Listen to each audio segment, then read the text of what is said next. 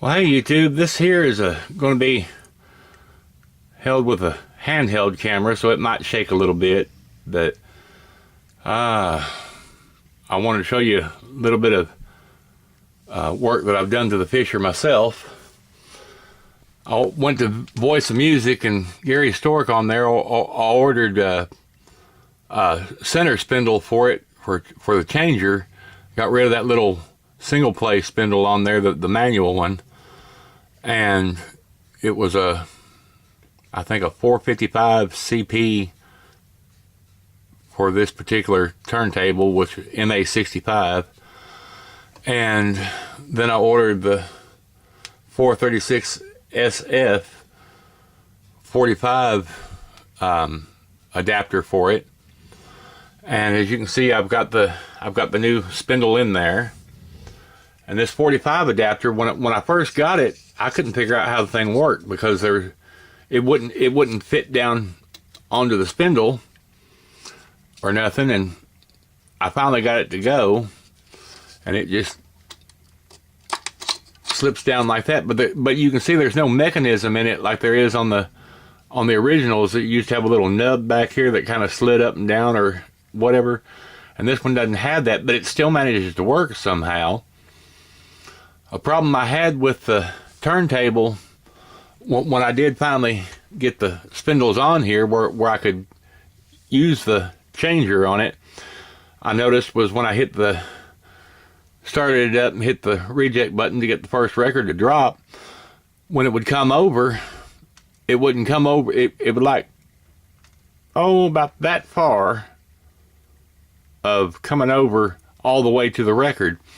And I looked and looked on YouTube, and I found out that there's a set screw down there that you can use to set the thing with.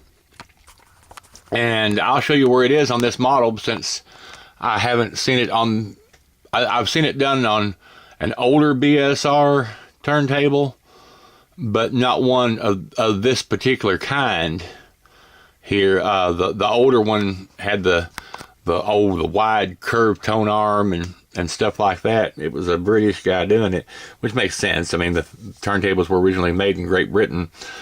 And the screw turns exactly opposite of the way mine does for adjustment. If I lift this up here, you'll see there's a little screw right here, right under my finger there. And to get it to go in further, you turn the screw counterclockwise, because if you turned it counterclockwise, it came out. And I wanted it to come out, so when I first did this one here, I turned it a quarter of the way out, and well, that brought it out further. So then I turned it 3/4 of the way in, and that brought it exactly where it needed to be to drop perfectly onto the record. And I'll show you here now. Let me bring this back down, set it in its place, and I can play this record here and not have, I don't think I'll have to worry about getting in trouble with YouTube, because I don't believe it's copyrighted. This fella here is named Doc Dockery, well, Gary Doc Dockery, and he was a friend of my folks back in the 80s, and he cut this record as a local fella. And we'll just turn this on here and get it to start up and show you that it's working.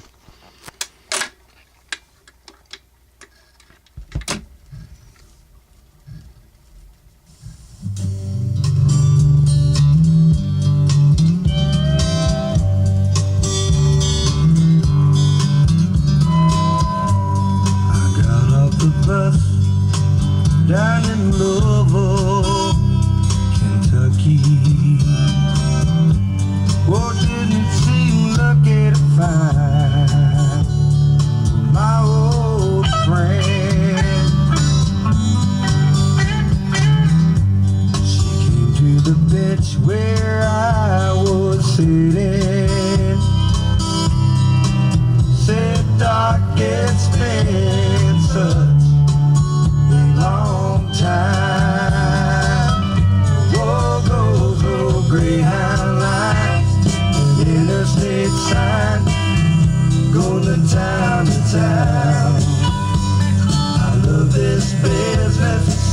Sometimes you know this traveling seems to get me down. I'm back in Louisville. I feel like I always will. Stay in her heart. Just stay in her heart. I'm loading up the U-Haul trailer. I put my guitar in. Yeah, like a long lost friend that's been with me years now. I wish that old Doc could build in my fine house on Green River. I feel lucky.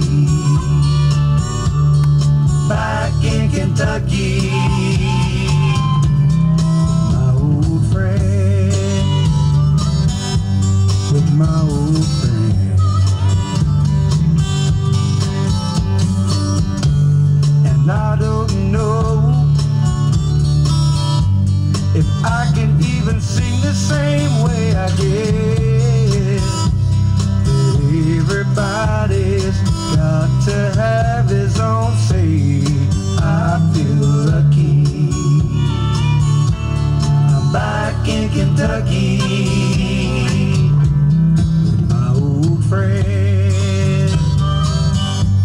With my old friend. With my old friend.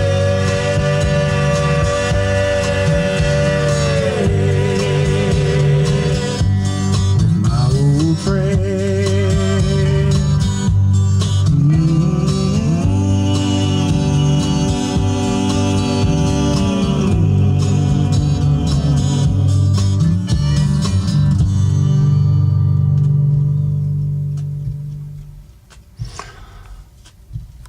And it'll go ahead and return now and shut down.